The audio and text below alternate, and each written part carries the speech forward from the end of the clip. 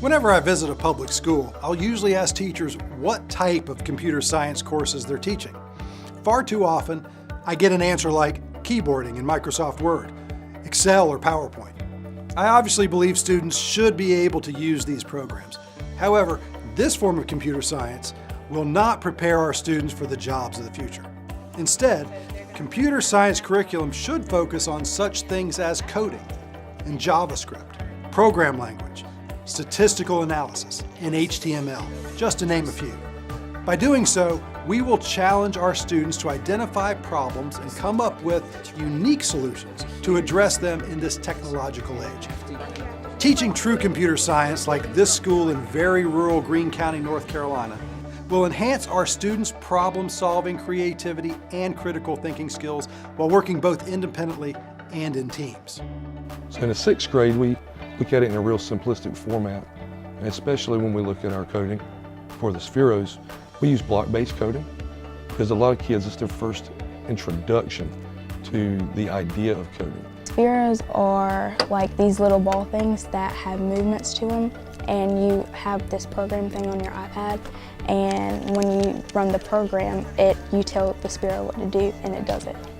It incorporated math, so we kind of like learned more about math, like about the degrees and the seconds that we had to add up. Like we had these courses where you had to like calculate how many degrees the Sphero had to turn, or like how many seconds it had to run and stop. We're teaching them blueprinting skills, we work on problem solving skills, we work on designing solutions and new things, and so we really focus on STEM attributes and STEM skills that are necessary that they can take back and make it'll be more beneficial in their regular classes. It's pretty much like you're trying to get a task and you're trying to do like one little movement that would keep creating more movement into something bigger to finally do that task without having to do it yourself. I can make games, I can work with computers, I can design robots and build castles for it to tear down and see that this works but this didn't. So I need to go back and reframe my plan.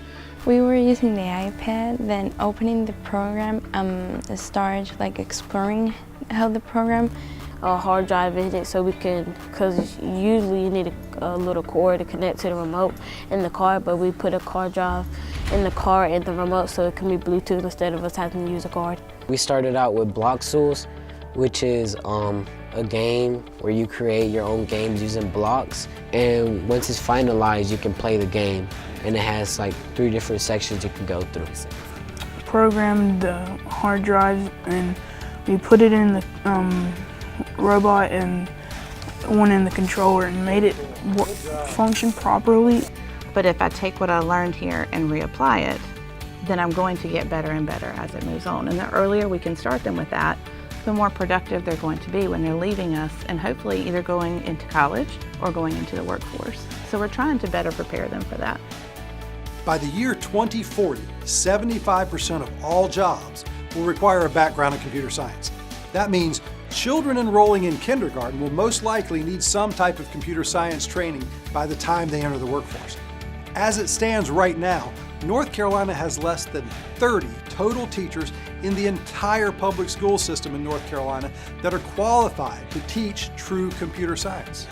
While at the same time, there are $1.5 billion worth of jobs in North Carolina alone awaiting someone with these very skills. We must do better, and that's why we're putting together a plan to implement computer science training in each of our schools.